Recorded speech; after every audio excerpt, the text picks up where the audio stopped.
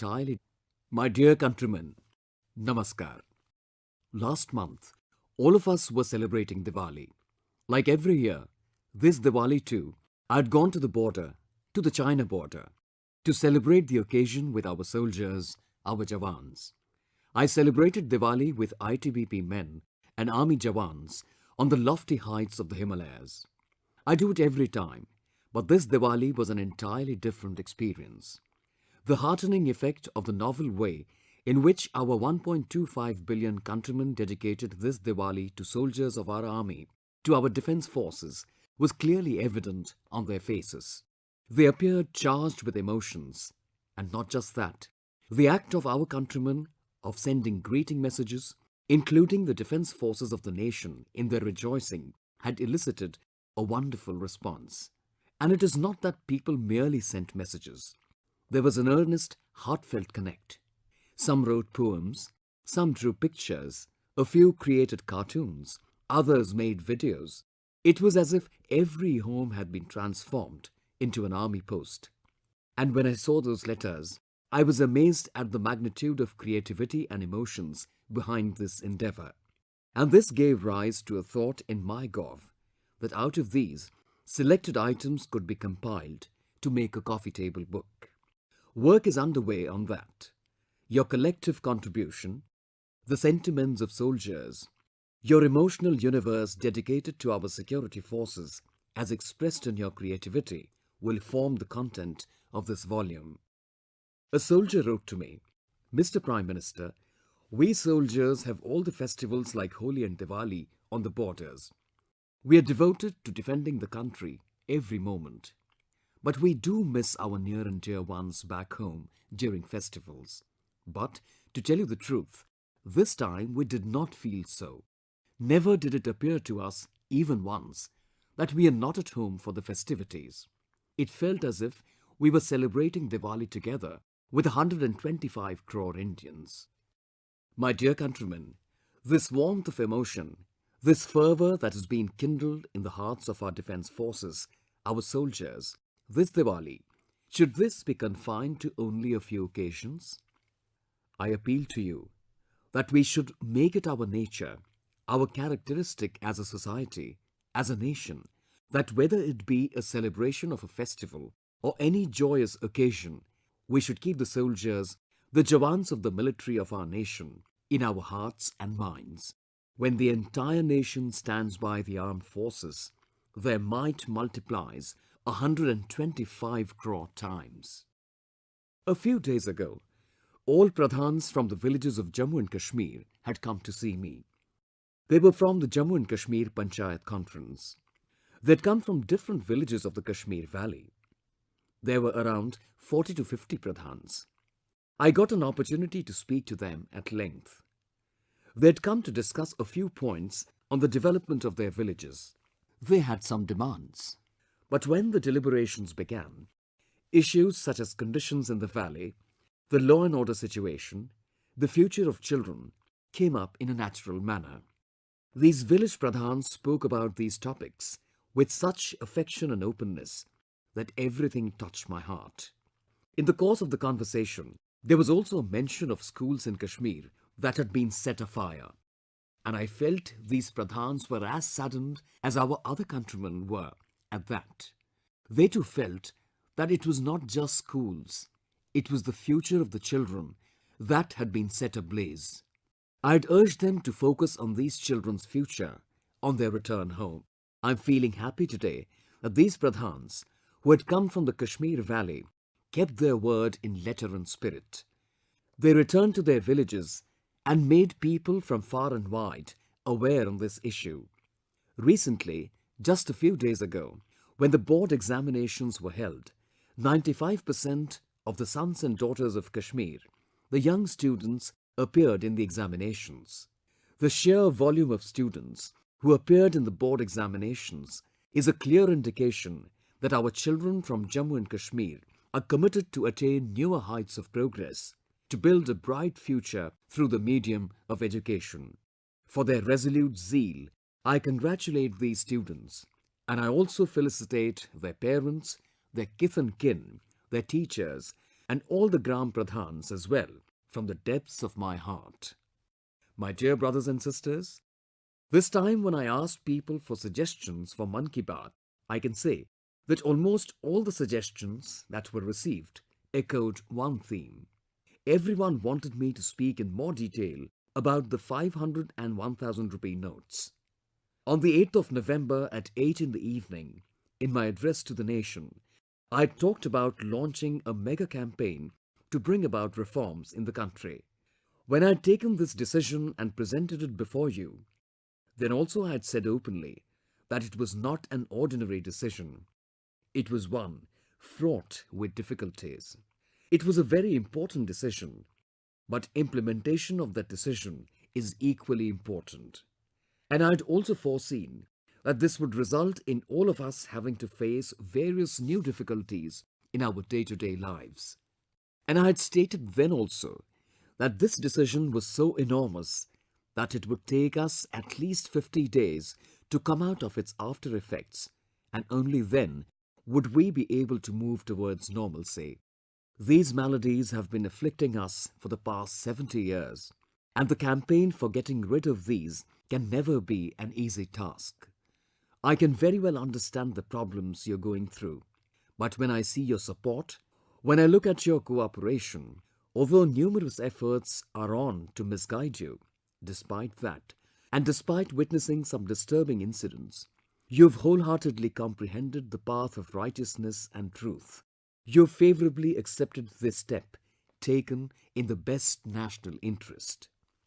500 and 1000 rupee notes, and such a vast country, wide proliferation of currencies, billions of banknotes, and amidst that, this decision. The whole world is minutely observing. Every economist is analyzing it, evaluating it. The whole world is watching. Will 125 crore Indians finally attain success after facing numerous hardships? This question may be there in the world community. However, India has nothing but faith and faith only, and supreme confidence in her 125 crore countrymen that they will certainly fulfill their resolve. And our country will emerge shining like gold does after a test by fire. And the reason for that is you, the citizens of this country. The route to this success also has been paved only because of you. Across the country, central government, state governments, all units of the local self-government institutions, 130,000 bank branches, lakhs of bank employees, over 1.5 lakh post offices, over a lakh bank mitras are relentlessly at work, day and night, with complete dedication.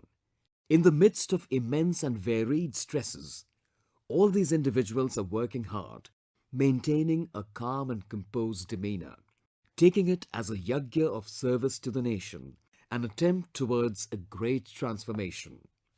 They begin work early in the morning, not knowing when they will wind up at night.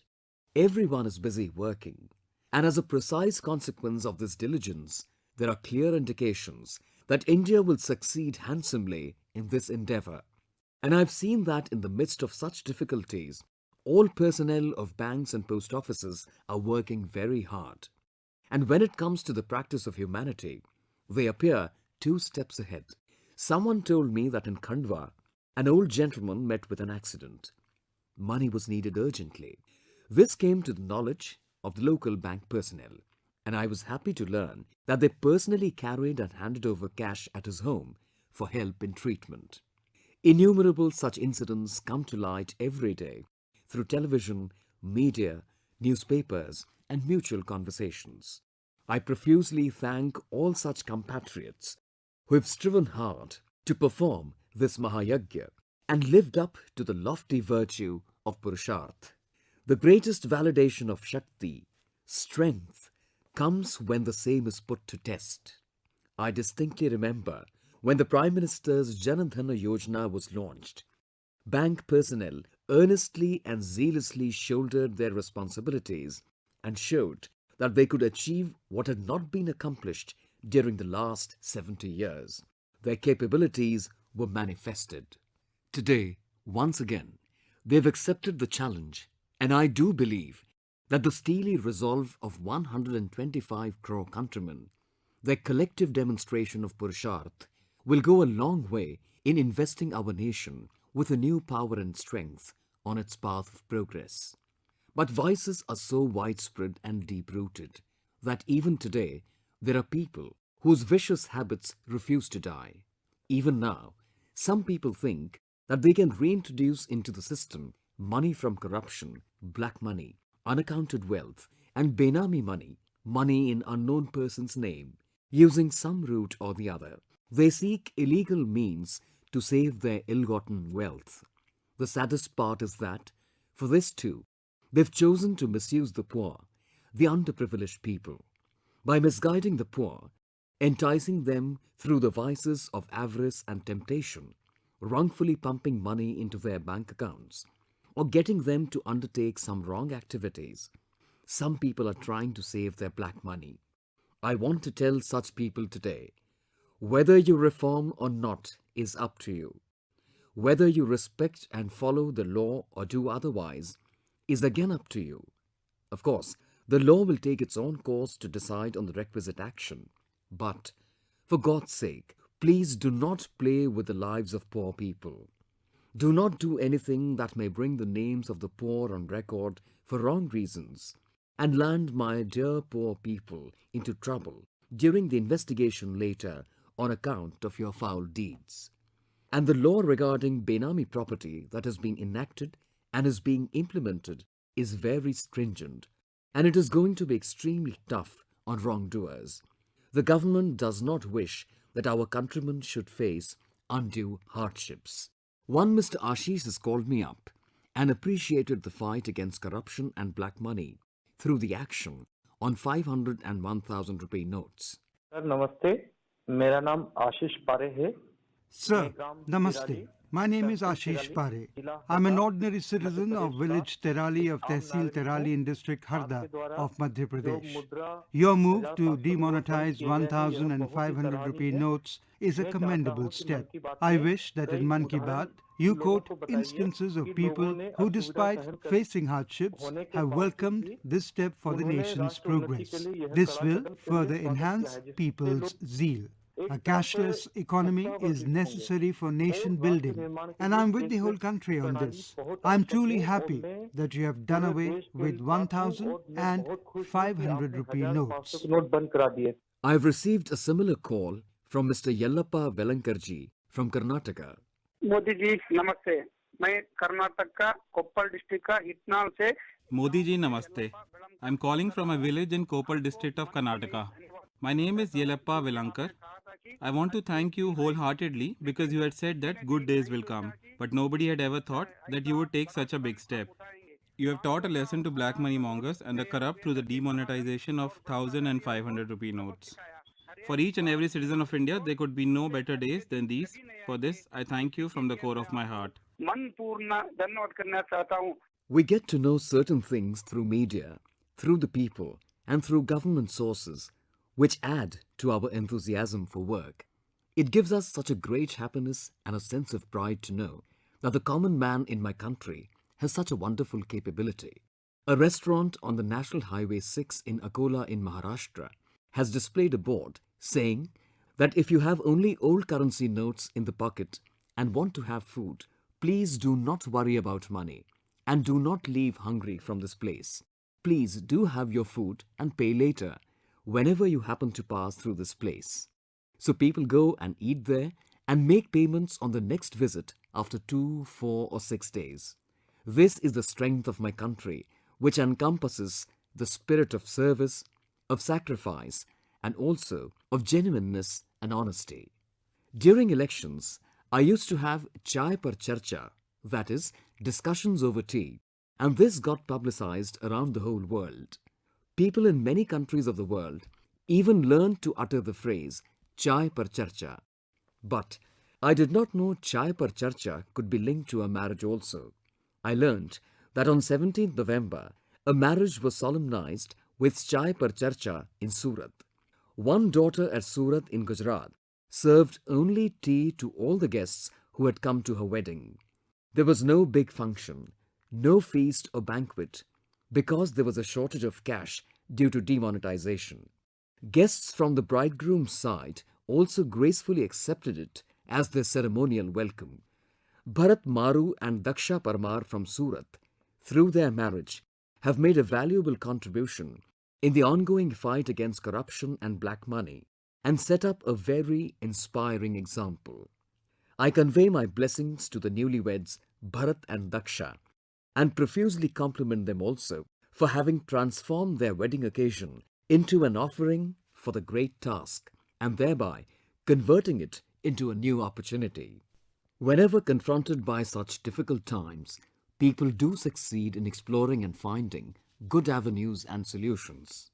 I once saw in the news on TV, when I'd returned late in the night, a report about a small village called Dhekiajuli in Assam, where tea workers reside. These tea workers get their wages on a weekly basis. Now, what did they do when they received a 2,000 rupee note as wages? 4 women from the neighborhood got together and jointly made purchases and made the payment with a 2,000 rupee note. They did not need small currency as they had jointly made their purchases and had decided that they would settle accounts later when they were to meet next week. People are themselves finding ways. And just look at this change. The government received a message that people of tea gardens in Assam are demanding setting up of ATMs in their areas. See how the village life is also getting transformed. Some people are getting instant benefits from this campaign. The nation will reap these benefits in the days to come, but some people have got benefits instantly. On asking how things were going on, I got to know about the impact in small towns. On the basis of reports received from about 45 to 50 cities, I gathered that demonetization had encouraged people there to pay their arrears accumulated due to non-payment of dues earlier. Many people were in the habit of not making tax payments, such as water tax, electricity bills, etc. They just did not pay. Now all of us know very well that the poor people always like to clear their dues 2 to 3 days in advance. It is the well-off people who do not pay their taxes and bills, as they have higher connections and know that nobody is going to ask or do anything against them. Thus, there are big arrears of payments which remain pending. All municipalities receive hardly 50% of their tax revenues. But this time, after the decision taken on the 8th instant, people rushed to deposit their old currency notes. 47 urban institutions had received about 3 to 3.5 thousand crore rupees in taxes last year. You'll be surprised and also happy to know that during this 1 week, these institutions received 13,000 crore rupees. Imagine the difference, from 3 to 3.5 thousand crores to 13,000 crores, and that too with the self-initiative of those making payments. Now that these municipalities have received 4 times the money, it is quite natural that poor localities and slums will get better drainage facilities, better water supply and better Anganwadi system. Many such examples are coming to light, where direct benefits of this demonetization can clearly be seen. Brothers and sisters, our villages and our farmers are strong pillars of our economy. Every citizen is making requisite adjustments amidst the difficulties as a result of the new changes. But I especially wish to compliment the farmers of our country. I was just gathering data of the sowing of this crop season. I am glad that be it wheat, be it pulses, be it oilseeds, the data received till 20th November indicates that sowing has increased substantially as compared to sowing during the last year. Our farmers have discovered new avenues amidst the present difficulties. The government has also taken many important decisions wherein priority has been accorded to our farmers and villages. Despite these measures, some difficulties persist, but I am confident that our farmer who bravely faces every difficulty, including natural calamities, is standing firm in the face of the present odds also. Small traders and businessmen of our country provide employment opportunities besides adding to the economic activities. In the last budget, we had taken an important decision that just like the big malls, small shopkeepers in the villages will also be allowed to operate round the clock and no rule will stop them from doing so. Because I felt that when the big malls can function 24 hours, why should the poor village shopkeepers not get the same facility? A number of initiatives were taken to grant them loans under the Mudra Yojana. These small traders were provided loans worth lakhs and crores of rupees under the Mudra Yojana because there are crores of such small traders and they impart momentum to the business activities worth billions of rupees. But naturally, they too had to face difficulties due to this decision. However, I've seen that these small businessmen too have been providing services to their customers in their own ways through the use of technology such as mobile app, mobile bank and credit card and on the basis of mutual trust also. And I want to tell our small trader brothers and sisters that this is a ripe opportunity for them too to make their entry into the digital world. You too download apps of banks on your mobile phones. You too keep a POS machine for transactions in credit cards. You too learn to do cashless business. You can see how the big malls are expanding their business with the help of latest technology. A small trader can also expand the business with the help of this user-friendly technology. There is no possibility of things going wrong, but there certainly is an opportunity to grow. I invite you all. You can make a very big contribution in creating a cashless society. You can create a full-fledged banking facility on your mobile phone, and there are many ways now to run your business without using paper currency. There are technological methods which are safe, secure and instantaneous. I want that you not only extend your cooperation in making this campaign successful, but also lead the process of transformation, and I have full confidence that you can be the leader for this change. I'm sure you can handle the entire business in your village using this technology. I want to tell my worker brothers and sisters too that you have faced heavy exploitation. Wages shown on paper are much higher than the wages actually paid to you. If sometimes full wages are paid, someone stands outside to forcibly take his cut, and the worker is compelled to accept this as his fate.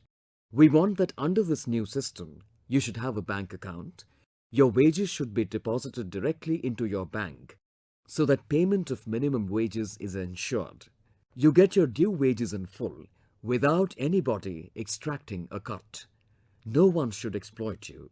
And once the money is credited into your bank account, you can use your mobile phone as an e-wallet and you do not need any hi-fi smartphone for this.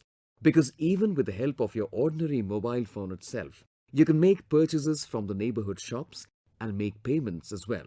That is why I especially urge our worker brothers and sisters to participate in this scheme. Because after all, I took such a momentous decision for the benefit of the poor people, the farmers, the workers, the deprived and the suffering people of the country. And hence, these benefits must reach them. I especially want to talk to our young friends today. We keep telling with great fanfare the whole world that India is a country where 65% of the population is below the age of 35 years. I know, dear young men and women of my country, that you have liked my decision. I also know that you support my decision. I even know that you are making a big contribution in positively taking this mission forward. But dear friends, you are my true soldiers, my true partners. We've got a wonderful chance to serve our Mother India and to take our country to new economic heights. Dear youngsters, can you please help me? You will be with me, but that alone is not enough. The older generation does not have the exposure and experience of the new world which you possess. Possibly your elder brother and even your parents and uncles and aunts also may not know. You know what an app is, what online banking is, and how online ticket booking is done. For you, these are routine things, and you also make use of them. But the great task that the country wants to accomplish today is the realization of our dream of a cashless society. It is true that 100% cashless society is not possible. But why should India not make a beginning in creating a less cash society? Once we embark on our journey to create a less cash society, the goal of cashless society will not remain very far.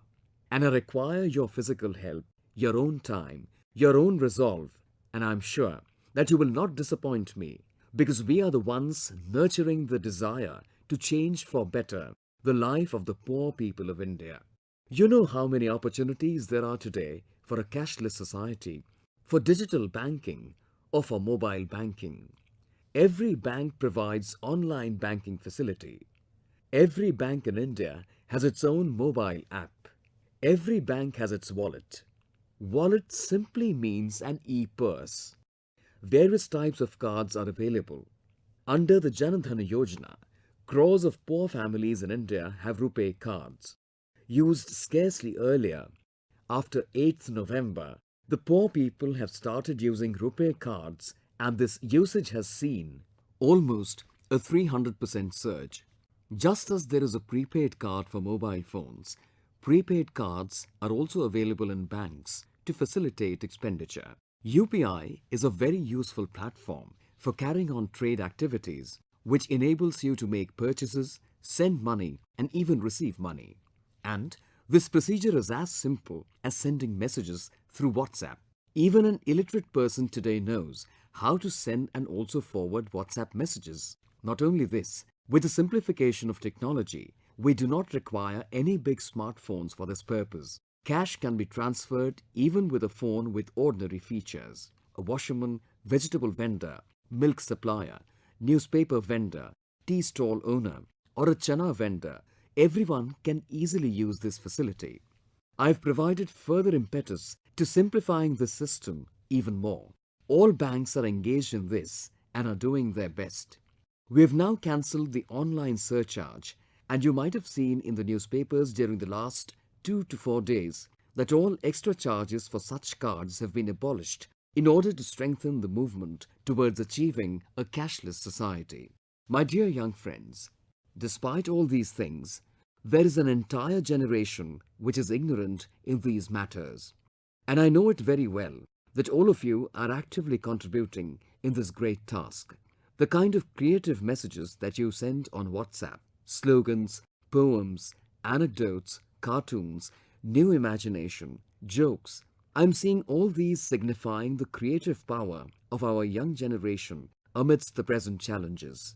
This is the speciality of our Bharat Bhumi, our motherland, where Gita was created on a battlefield. Today, when we are passing through the times of such gigantic changes, your original creativity is manifesting itself within you. But, my dear young friends, I once again tell you that I need your help in this task. Yes, yes, yes.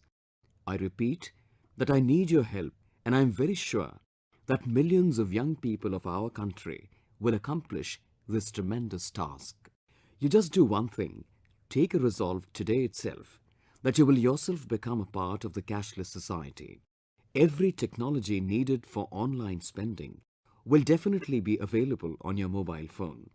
But not only this, you must devote half an hour, 1 hour or 2 hours daily to educate at least 10 families about what this technology is, how this technology is to be used, how to download the apps of your banks, how to spend money from one's account, how to make payment to shopkeepers.